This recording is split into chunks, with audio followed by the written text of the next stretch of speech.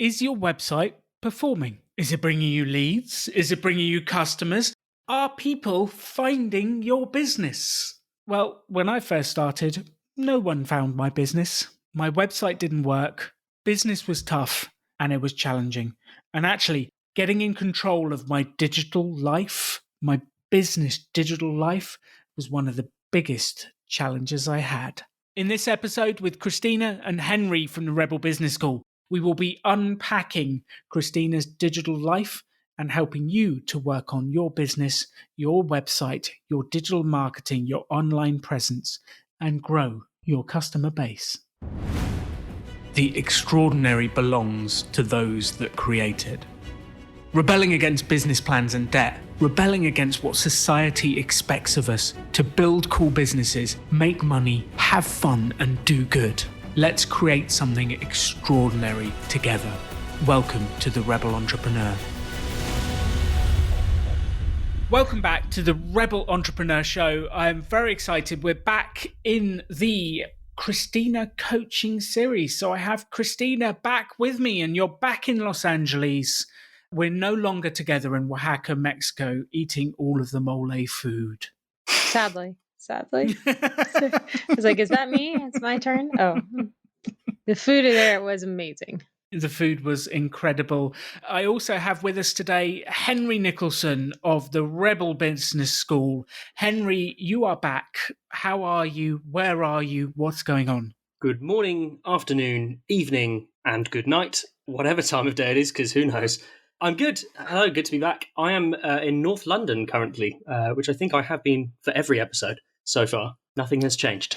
I'm still here. I've actually been waiting. Nothing has changed. My headphones have been on, and I've just been waiting by the microphone. I'm waiting for your call. It's good to know that's how it should be, Henry. So we are back. We've been helping Christina. We've done several episodes so far on websites, online business. We covered Google My Business. We did a LinkedIn sales strategy episode with Patrick. And now we're back to the second website episode.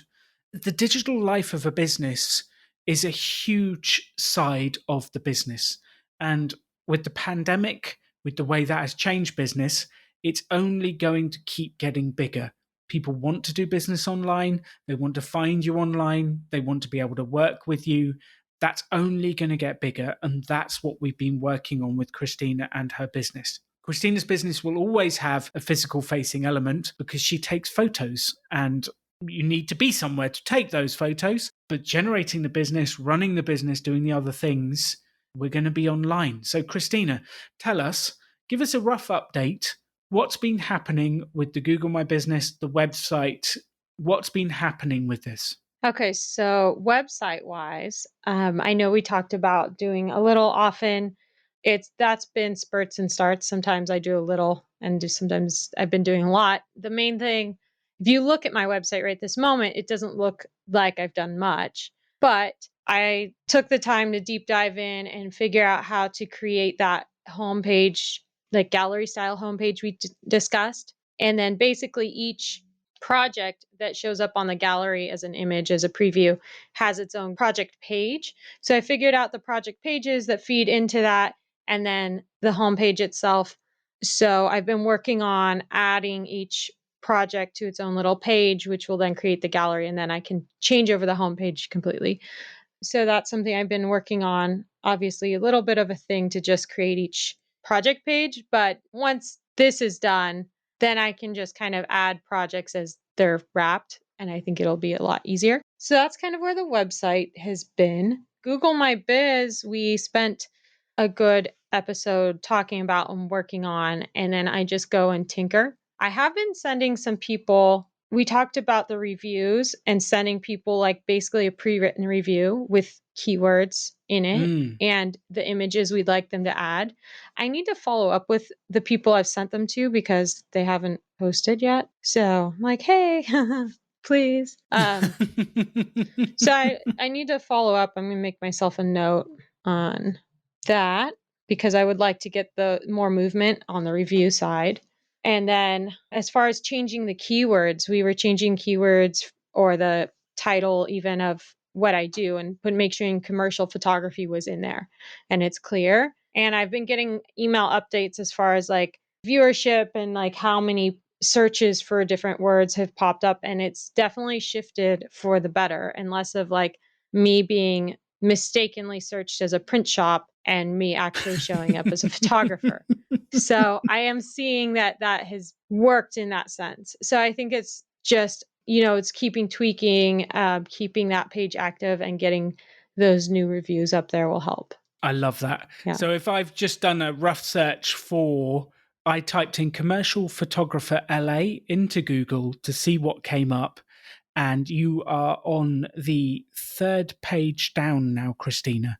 So well, you're that's 31, 32, 33, 34, 35. You're about 36th in the rankings. So you've okay. actually had some positive movement from where you were before, because like we've been through like 8 pages We and couldn't couldn't find you me last time. before. Yeah.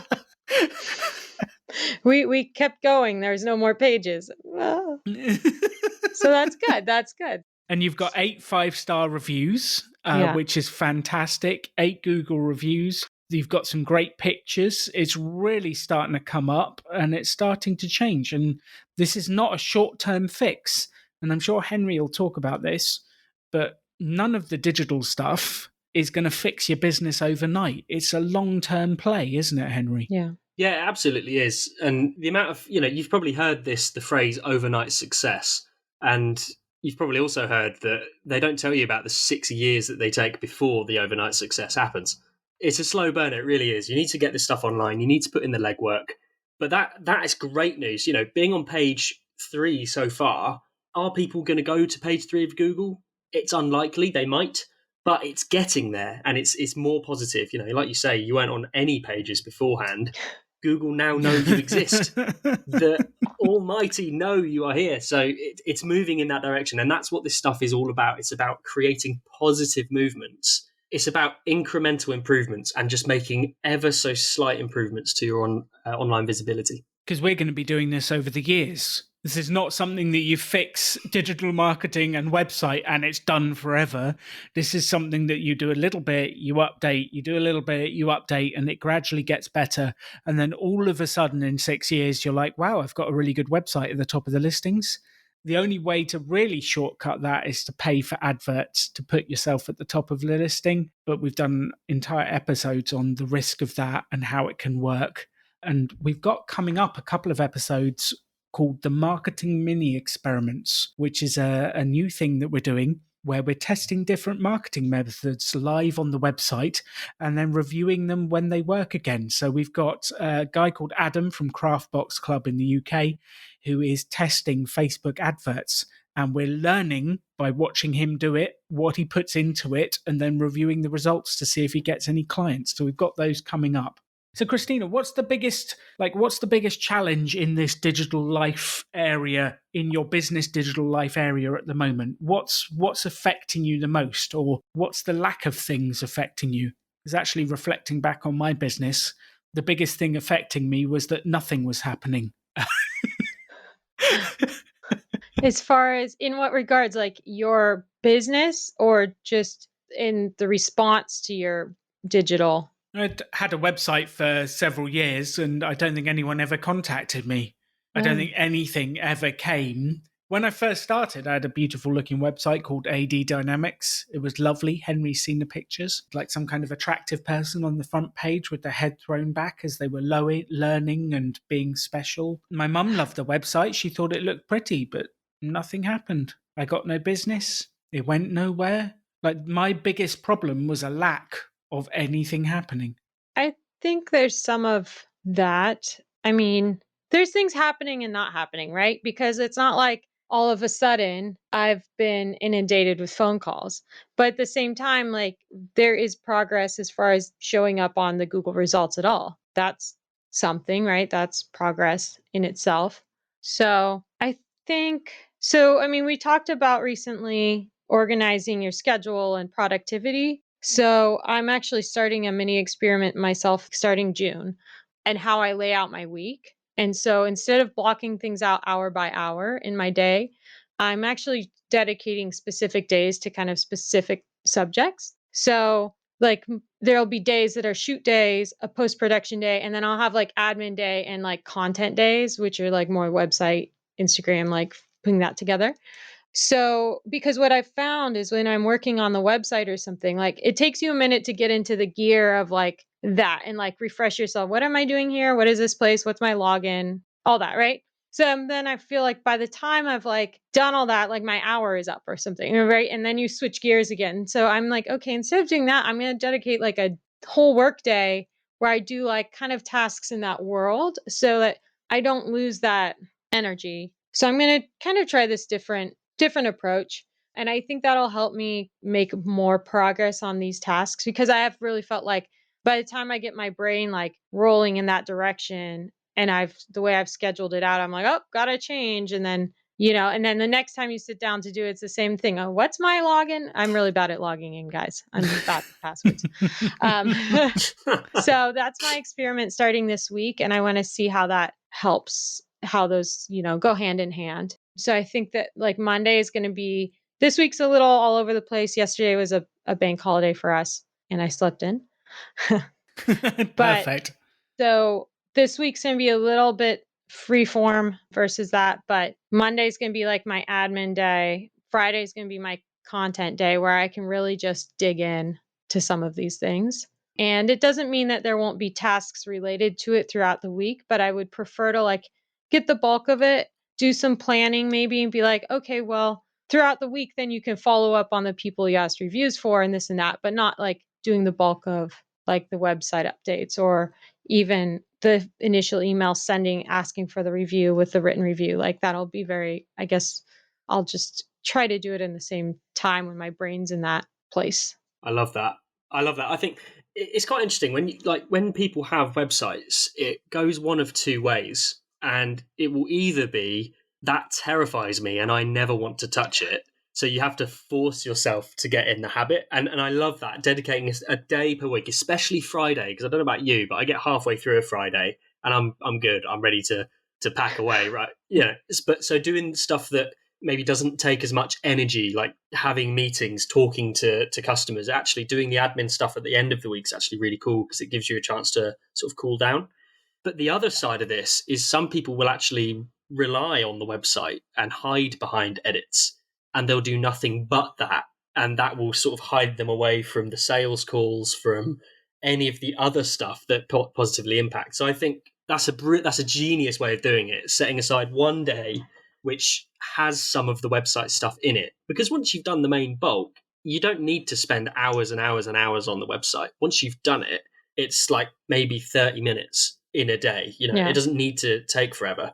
So I think that's a great way of doing it. And I think actually, that's something that most business owners should adopt. If you're listening to this, you will adopt such a thing. Because I think it's a great way of keeping it moving.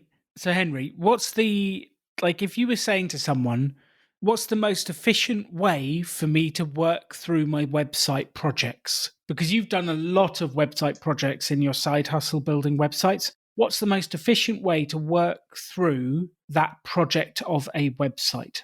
The most efficient way is little and often. Little and often. And the reason for that, which I'm fairly sure we've already spoken about, is that as soon as you try and check into something for hours and hours and hours, you eventually lose focus, especially if it's something that you're not very good at or you're not confident in. And it's really easy to get lost in it and get overwhelmed. So my advice for any website project is get it started, dedicate some time to it, just as Christina's just said, dedicate the Friday, check into it, because if you're trying to do it amongst a bunch of other stuff, it's not going to go well and your focus will be split. So check into it, do an hour or so, get the initial thing started, and then just do little and often, 30 minutes, maybe an hour every day. But as soon as you feel yourself starting to lag or starting to lose focus or get fed up, and that feeling of, I don't want to do this now. Like as soon as that stuff comes around, stop. You can always carry on later. Yeah. Doing things little and often is the best way of doing it because you don't want to fall out of love with this project. As soon as you start to do something to the point where it's not enjoyable anymore, you're not going to do it ever again or very well. So little and often, it helps to reserve the excitement for it, and it also keeps your work level high and the quality good. Christina, if you were to sort of review your digital focus how many areas are you focused on? Because we've talked about Google My Business, we talked about the website, different bits. Like, where is your focus currently? So my digital overview of my business is in 4 places. We have LinkedIn, the website, Instagram, and Google My Biz. And obviously, they all kind of, I guess, feed into each other. The other options obviously are Facebook and Pinterest. Pinterest because I'm visual, but I just don't have time, energy, or really enough knowledge to Pinterest. I'm not on there. It would be spreading myself thin. And Facebook, I don't worry about too much. Maybe someday I will, but not right now. Instagram is my main social media, and it works because, again, it's a very image driven social media platform. So that makes sense for me.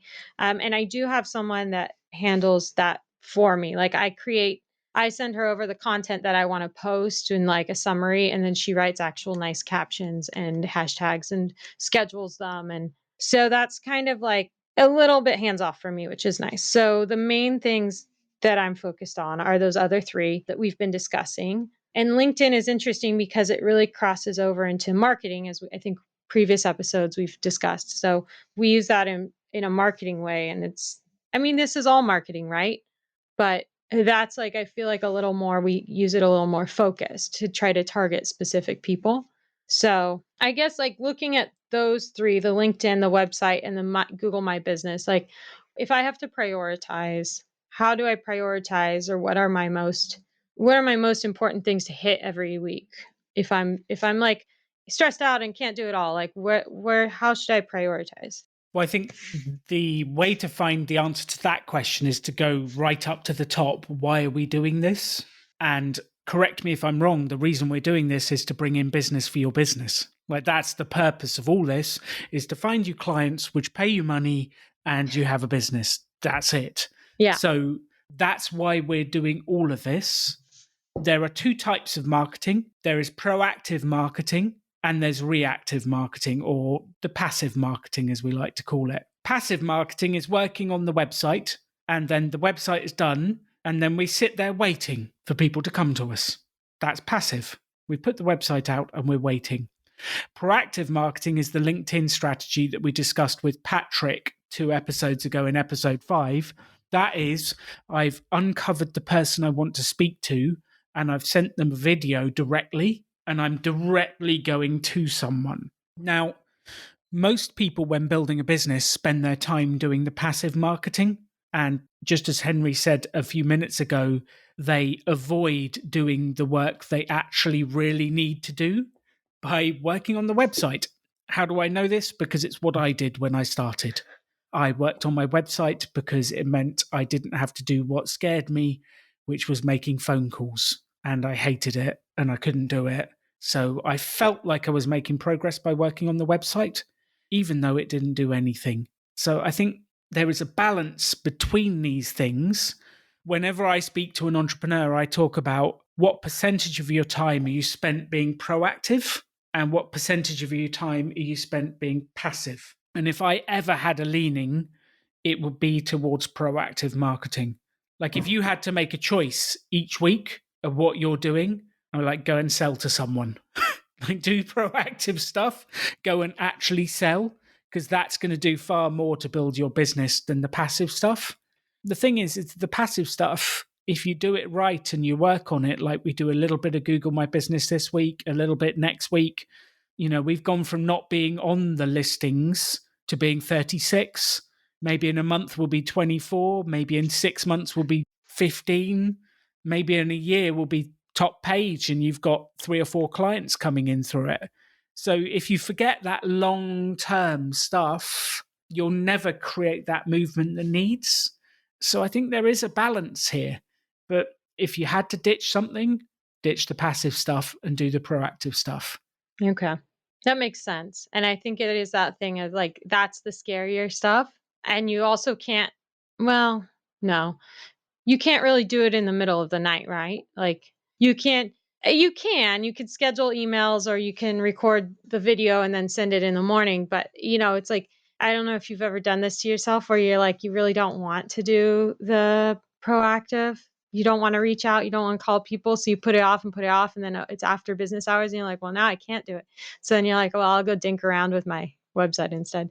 So I've never done that. No. Have you ever done that, Henry, where you've put off what you really need to do because you just like, oh, I'll just do it later? My favourite one is something I did recently, actually, when I paid the wrong person like 1,500 quid of company money. Oh no! Oh, this was an awkward conversation, Henry. It was great. I learned from it. I learned to double check what I was doing. But so I was paying an invoice for the Rebel School and ended up paying the wrong person, the wrong account, but for the same sum of money. And I sort of sat on it for a week or so, tried to solve it, but I was just getting emotionally restless and, panicking. It was, all this money that's just in the ether. It exists somewhere in somebody else's pocket. And I just kept thinking, well, you know what? I've made someone else's day. They've got no idea what's going on. I've made a mistake. Let's do it. So I called Alan and Simon and I went, guys, I've made a mistake. And then we talked about it. And this whole time I was beating myself up about it. I was worried about what was going to happen. I was frantically worrying about this money that was just gone. But I rang Simon and Alan and it was fine. And most of the fear was taken out of it because I told them, I was honest, I was straightforward about it. And we had a great chat, and then we came up with a plan of how to get it back, and we did. It took a while. It was an investment of time, but it was a solution. And I guess my reason for saying that is the same kind of concept, that the thing I most didn't want to do, when I did it, made the stuff happen. And it's only when you take that action that you're scared of, the stuff that's uncomfortable, that's when the things start really moving, because it wasn't going to happen on its own. It needed that extra work. It needed that involvement. Otherwise, it was never going to happen. And you didn't die, so. Exactly. Nobody died, which is a miracle, because, 1,500 quid, people die over that all the time. Well, that's like $2,200, Henry. That's a reasonable amount of money to disappear from the company account. It is. And I had to work really hard from my side, because I've always said to Henry and the team, tell me. If something goes wrong, just tell me. I don't care. I want to know, because in some organizations that stuff gets covered up and then you find out the annual accounts a year later and it's too late to do anything about. And that's a nightmare. Whereas I had to work really hard when Henry told me not to be annoyed, just to accept it. Like, he's done what I want him to do. I can't then get angry for him doing what I want him to do, which is tell me, because everyone makes mistakes. It's just back in the day when I was working on my own, I would make a mistake and I didn't have to admit it to anyone else because it was only me in the business. So I had to react well and say to Henry, it's okay, we'll figure it out, we'll do it, we'll come up with a strategy and actually reward the behavior that I want to see, which is honesty, openness, and communication. That's the behavior that should be rewarded. So you're rewarded for telling me, and then we'll figure it out. And I think I actually said to you, Henry, like, if we get it back, you can have some of it to do something nice with. Trying to work out how to reward the behavior that we wanted to see within the business, which is open honesty and dealing with problems. But I think the real important point of this whole story and this whole message is doing the thing that needs doing early. And if you've got a problem like that, it's very clear, this is the thing I need to tackle. The next conversation is to have a conversation about it and deal with it. It's less clear when you've got your own business and you don't always know what the problems are. So the question is, what's the biggest challenge? So if you're listening to this right now, what are the biggest challenges? What's the biggest problems in your business? And then doing the things to tackle those as early as possible. So if the biggest challenge is I don't have any business coming in through my website, well, then we need to work on, what does that look like? What's the real problem? Is the real problem no one's coming to the website? Is the real problem the website? Then we work out how to tackle it, and we do a little bit each week and keep working on it. So you've got your 4 areas, Christina. What's the biggest problem, challenge, issue in your business that we have in the digital world? And which one of these 4 is going to help us get there? Yeah, the biggest challenge in the digital world is getting high quality paying clients that are sourced from there. So I think in that case, then, obviously my number one thing is that LinkedIn, whether it's adding people or looking up people, trying to get in contact, sending them the video. I think that's like the scariest thing, but the most impactful. And then the stuff that's a little more passive, because the Google My Biz and working on the website, like my Google Biz is semi proactive, I feel like, because you're putting things, you're doing things, you're raising the signal, you're asking people to add reviews for you, but at the same time, you're not specifically reaching out to a client or a potential client. So you're helping boost the signal, but it's not as impactful as like sending those videos we talked about or adding someone that might be the person. We're still waiting for people to come to us. Like Google My Yeah. Business is still waiting for people. Like we're working on our listing, we're getting it up the rankings, but we're still waiting. Same with the website. We're making the website better, but we're still waiting. And it's that balance between those. We need to have the proactive, because otherwise no one will ever find you. And then the long-term pieces of website, Google My Business, and the other stuff. And then I would just add, Instagram can be passive and proactive at the same time, because the passive is I make my post with my hashtags and I'm broadcasting to the world, and then I'm waiting. Is anyone going to come towards me? Proactive is I've found people I want to work with and I've individually direct messaged them. And I've sent them a video or chatted to them or sent them a picture or a chat. So quite often these things can be used in a proactive and a passive way. It'd be interesting to try the video thing on Instagram, because I do reach out. I will follow or message. I'll often follow brands that I think I would like to work with. Like maybe they have a fun creative style or good packaging. So I will follow them and like make sure I like stuff, make sure I interact. And I'll message brands and be like, who handles your content in this? Sometimes they get back, sometimes they don't. They'll send me an email. I generally ask for email of the correct person to talk to. And actually, it's whoever does social media for these companies and brands tends to be fairly responsive and will send you the email that you need to reach out to. And it's a little bit of a crapshoot from there, because sometimes they're just trying to do influencer marketing, which isn't what I'm doing. But it's nice to have that response. But I wonder if sending, even versus just a message, sending a video might be an interesting trial. Like maybe that's an experiment I do as well. Well, it's interesting. Can you actually send a direct message, a video? I think so. Can't you? On Instagram? I think you can. Yeah. Yeah, you can. Yeah. Oh, okay. I think only under a minute. Oh, so I have to tighten it up. Well, I think this is useful because we can do an A/B test. We can send 10 messages on Instagram and we can send 10 messages on LinkedIn, and we can see which one creates the biggest response rate. And then we can focus in from there as we go. And I think marketing and this whole world is a continual set of mini experiments. You do a bunch of Instagram marketing, see what works. Do a bunch of LinkedIn marketing, see what works. You do some work on the website, see if anything changes. It's very important to measure it. Like we've started to measure Google My Business rankings. We didn't have one last time we did a podcast episode. Now we're up to 36. Next time we'll be checking again, and I will be Googling it to see if we've moved in the right direction. And you do the work, you test, you measure, you see if anyone replies, you see if you go up the rankings, you see if you have more traffic to your website, and then we work out what to do next. And it's a continual set of testing and measuring. Henry Nicholson, what do you have to add to the conversation on these 4 items and where we're going for Christina? Just one thing on your most recent point about testing and measuring. Even the biggest companies still test and measure. They still launch mini experiments. For example, we ran one of our Rebel courses with Microsoft a few years ago. They threw some cash, got involved as a sponsor to put their name in front of small businesses. They tried it as a mini experiment. Even an organization of that scale is still doing it, years and years and years after they're established. So this stuff actually never ends. All that happens is we find the things that start to work better and the things that we enjoy, and they're the ones we just happen to do more often. So actually, that's something that I think is worth adopting across the board with all of this stuff when you're starting a business, is that everything is mini experiments until you find the stuff that works, and then you just do more mini experiments on something else. You keep building up and you keep leveling it up.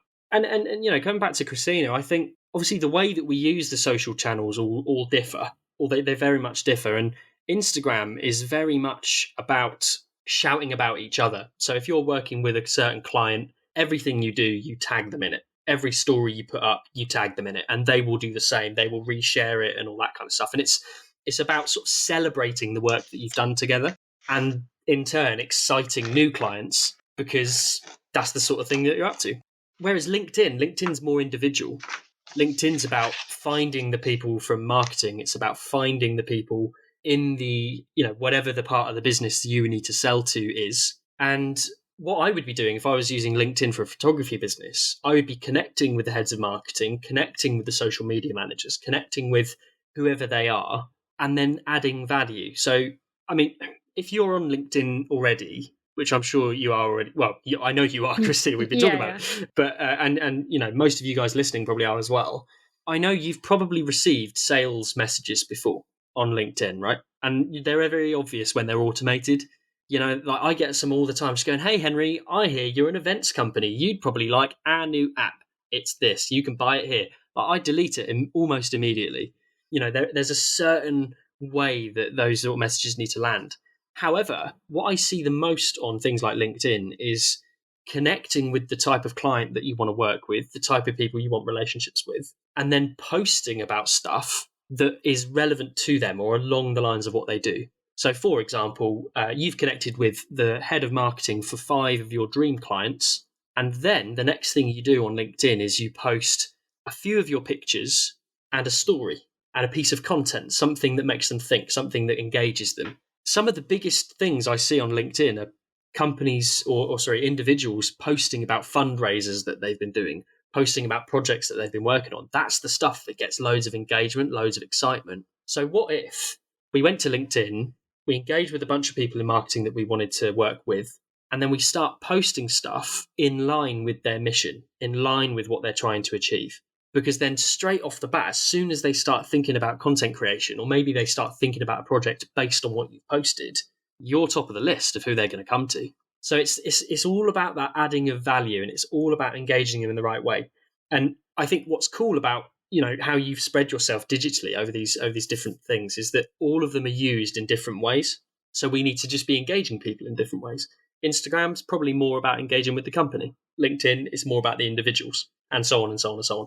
And then the website and all of that stuff sort of happens afterwards. Because once they've engaged with you, once they've decided that they want to work with you, that's when we send them to the website where they can find more information. That's where they go to get more of your contact details or more portfolio and all that kind of stuff. So I'd be really interested to see, what kind of post for your business gets the most interaction on somewhere like LinkedIn.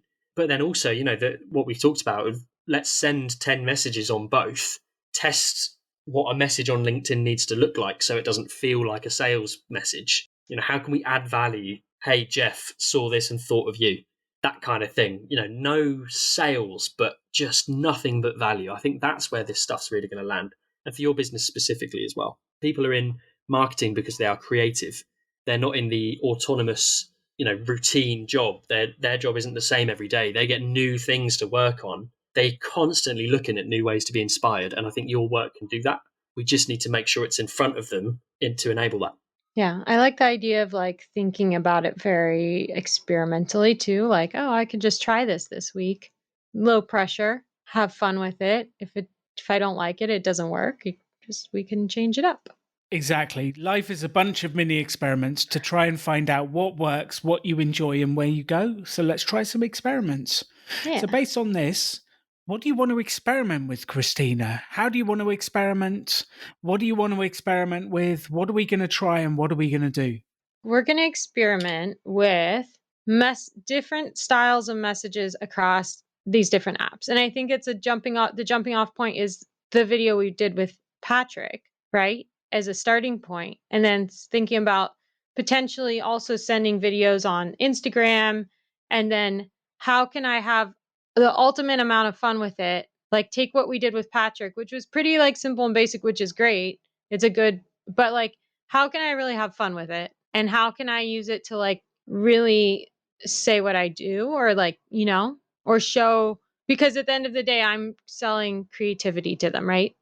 Let me show your product in a fun, interesting way that's going to catch people's attention. So how can I be kind of fun, interesting, and attention catching in that moment. Like, look what I caught your attention. Like, I'm also make your product do that. Right. So maybe just like, I just want to have, I think what I'm going to work on is those experiments across this way of reaching out, and then having the utmost fun with it. Just try to have fun with it. Like whatever that means, I don't know, sparkles. Like, yeah, I'm going to think about how I can really have like, not just record the video we did, but how am I going to make it really fun? Which could be the background, it could be the energy, it could be what you're saying, it could be a funky filter, it could be subtly having a bottle of their drink next to you whilst you chat. Yeah. I don't know if you've actually got their brand in the house. You could have a glass and say cheers as you do it, or whatever Americans say instead of cheers. Cheers might be a very We still British say thing. cheers, yeah. Do you? Excellent. I think so. What There was else a would you say? There was a whole TV show about it, I believe. I think it was Yeah. called Oh, there Cheers. was. Yes. A Cheers. fabulous TV show, something about friends where you meet them. At the bar. Yeah. Where everyone knows your name. That was like most popular 90s sitcoms, Alan. Well done. Yes, Yeah. there's the extent of my TV knowledge is 90s sitcoms, Henry. That was my era. Friends and where to Anyway, meet them. moving on quickly before we talk about my age anymore. I think we have a plan. I Yeah. think we have some ideas. I have two questions. Christina, A, what are you going to do? And then Henry, I'm going to ask you, what is your advice generally for everyone out there with this sort of digital area of life? Because I think quite often it's an area of a business's life that gets forgotten. Like you get a website designer to build you a website at the start, it's put out there, and then they don't do anything ever again. That's not what I did for my first 4 years. I think it's an area of life that people forget, and they forget they've got an online presence. They forget they've got digital marketing. They forget they're selling online and interacting with customers online, and they forget all of these different bits. So I'm going to ask you for your specific advice for people listening to this. What do they need to work on for their digital life? But before we do that, Christina, what are you going to do going forwards? What are you committing to in your new mini schedule experiment? Immediately, what I'm going to do is I'm going to follow up on the reviews I've asked for, because that's something that's easy. I can go find the email and just say, hello, following up on this. And then the second thing I'm going to do, we've set this new schedule that's a mini experiment in itself. So Friday is, I'm calling it content day, because my idea is like, if I've been shooting and editing during the week, then Friday is like, so like Monday's admin day, Friday's content day. So they have a little crossover, right? So Monday, I'm probably going to do more of the nuts and bolts of the proactive marketing, the stuff we talked about, the like the emailing, maybe some of the videos, some of the stuff that's a little more, I guess, pointed and really proactive marketing focused. Especially it's the first day of the week. I'm fresh, energized, ready to go, and I can get myself organized. So I think that's really going to do some of that on Monday. And then Friday, my thought was, because I've been doing the work all week, and then I can look back at the week, see what projects I've finished, what imagery and things have kind of been created. And then I can set aside the stuff I want to send to the girl that does the Instagram post for me.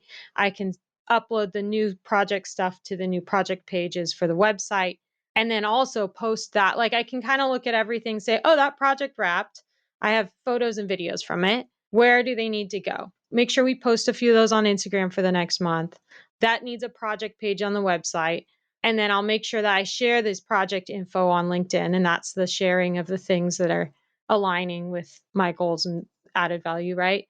And then, so I'm kind of focusing on like, what have I done this week? Before I move on to the next thing next week, like where can I make sure that this stuff is going, that it's going to help and people are going to be able to see it, see what I can do for them. And then, that I'm doing that weekly instead of like in 2 months be like, oh, I haven't added or posted any of the past projects. What were my projects I did this last couple months? I don't know. And it's so overwhelming. So I think like a weekly, like, okay, what projects did I do this week? Let's make sure we put them in the places and use them as constant feed of its own marketing, like especially sharing on LinkedIn. Here's what we're working on. Here's what we did. Here's what, but so I think that's kind of how I'm looking at those Mondays, the Monday and the Friday a little, and they definitely tie together a bit. But then Friday is also not as much like active outreach, because I know people are getting ready for their weekend. I'm ready for the weekend, etc. So I Friday, would just I'm like gonna to challenge the Friday ready for the weekend bit. yeah. I did 2 years of cold calling, and I actually found Friday was a great time to ring people because they were looking Mm, forward to the weekend and they were in a good mood. So okay. that story of everyone's off on a Friday actually worked for me. So I just Mm, wanted to challenge that because I have found sending marketing messages on a Friday afternoon to be a good time to do it because some people are relaxing into the weekend. Some people are busy, don't get me wrong, but I don't think we can assume everyone's the same. And I okay. discovered it was a good time for me to do marketing outreach and calling. Hmm. Doesn't mean you have to. I just wanted to challenge that belief. Yeah. Okay. Jet? Yeah, so maybe especially some videos, and especially if I'm posting up new stuff on that day, then maybe that's a good time to like kind of almost alert people, like if I reach out and I'm trying to communicate with them that day, even if they don't respond, they might click and see what I'm about and what I'm doing, and then there'll be new stuff for them. So maybe that's a good thing to do too. And then the final question for me, for you, Christina, is worded very specifically. How many Instagram or LinkedIn videos are you committing to send? Let's do for this week. Is 10 total enough? Like 5 and 5? Or should I do more? 5 and 5 is a perfect start for this week. I love it. Yes, my question was worded very specifically to give you no choice but to commit to a number. It's 5 good. and I need 5 that. sounds perfect. That's a great start because it doesn't really matter. Like if you just said 10 and 10, I would have accepted it. If you just said 4, I might have pushed you to do 5. But just getting that process of doing them. Next time we're going to check in and go, okay, you did 5 of them, 5 of them. What happened? Where did it go? We'll refine. We'll do a next version. We just need to commit to taking that action and doing it. So I have now written it in my notes on my laptop that you're doing 5 Instagram videos and 5 LinkedIn videos. And then I will be asking you about it next And I time. already have a ridiculous idea for how to make them fun. Ooh, tell us. So I was thinking, because I've been doing some courses on like some creative commercial photography stuff and like building, I already build little mini sets, but I was like, wouldn't it be fun if I just built like a really fun, colorful, like mini set with like maybe like an archway or something. And then I can put myself in the set. Like, you could have like, it's like a big bright solid color, and then you have other solid color like little set pieces, and then maybe the camera is like even there, and then I'm probably just filming on my phone, but I could just put it on the tripod. And then, so you see the camera, you see the little set, and I could be like, pop into the archway and be like, hello, your product could be, like, like, I don't know. It's fun, but it would show my creative style. It would be playful. It would be interesting. So I think that would be really, and I would kind of enjoy building that and doing it. I love it. Let's do it. Let's see what happens. Let's have a go. I Yeah. absolutely love that. And I found that way for me to be like not embarrassed and feel ridiculous about reaching out to people is actually to be ridiculous, because I'm like, at least the very least they might have a giggle. I don't know. Like I feel like when you're just sending that, that's what we were doing with those photos. I did all those miniatures. Like I was like, this is so silly. I love, like, I don't feel bad sending these emails to people. It's actually So, fun. They okay. actually might enjoy getting this message. Yeah, I'm going to build a set this week.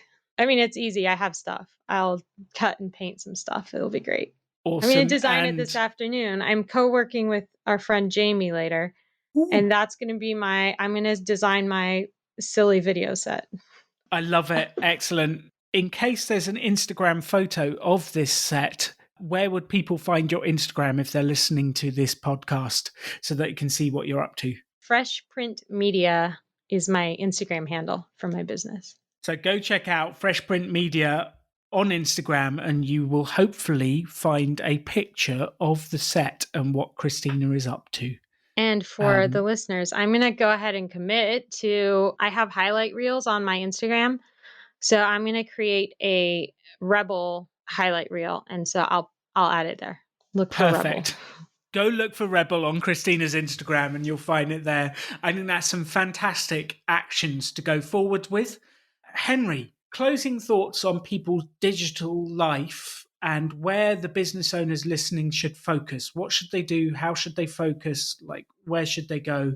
What are your closing thoughts and the key actions we want people to take So I have a few. I've written some down, and actually I've added to them since Christina said some stuff. You've provoked some thoughts.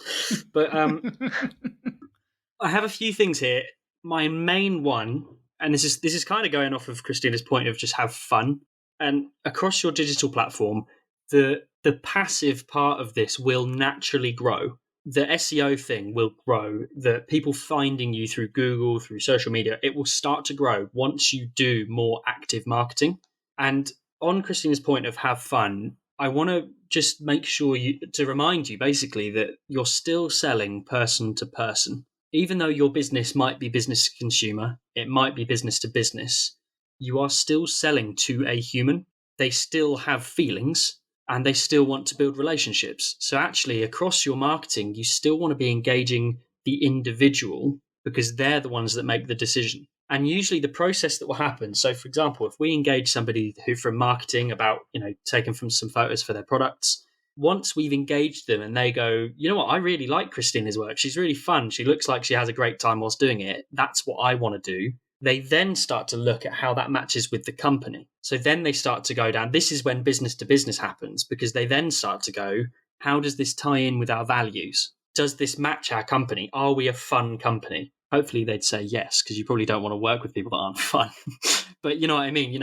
They then look at values after they have decided personally that they think you're a good fit. So then they look at values, and it's so much further down the line that they start to look at price. And this is probably the first thing that people look at when they come to a Rebel course. This is the biggest thing that people ask is, how much should I be charging? Because they want to put the price at the front of their sales tactic. And actually, the sales should already be made before they even know how much it costs, right? So this is kind of my advice. This is my advice. It's not kind of my advice. It is my advice. For anyone that's using digital, engaging businesses or consumers, it's person to person, then it's values, then price comes much, much further down the line. You want to have fun with this. You want to build relationships. We've got clients. Actually, no, we don't have clients. They're not even clients yet. We've got people at the Rebel Business School that we have been speaking to for about 8 years that have never bought a course, but we know that they probably will at some point because they absolutely love engaging with us. They love the energy. They love talking to us. They're always replying to everything we post on social media. It's going to happen. They know they're invested. They're just waiting for the right time for their company to be invested. So remember, you're still selling person to person, no matter whether you're business to consumer or business to business. It's still person to person. You want to match the value, enjoy it, because it's so obvious when you see companies that don't actually enjoy using social media or being online. You want to actually be genuinely enjoying what you're doing. Building sets like Christina's doing, it's such a brilliant way of doing it, because I know as soon as I watch that video, the smile that Christina's going to give off is going to be so much more radiant because it's something that you feel brilliant doing. That's the kind of stuff you want. You want people to work with you because they enjoy it and their process is good. And once you match up the values, price doesn't even matter. That would be my thing. Keep doing that. Do the active marketing because the passive will grow. It will happen. It just takes time. And on that note, what we would love you all to do is to get out there and do some proactive marketing. Send some messages, reach out to people, send some LinkedIn videos, send some Instagram videos. Be proactive. It is through your proactive actions that you will build the business of your dreams. Thank you for listening to The Rebel Entrepreneur. Go make it happen. You can have any life you want to. Choose to build something cool. Choose to take action. Choose to work to make your dreams become reality. Stand out. Be different. Be yourself. Be a rebel entrepreneur.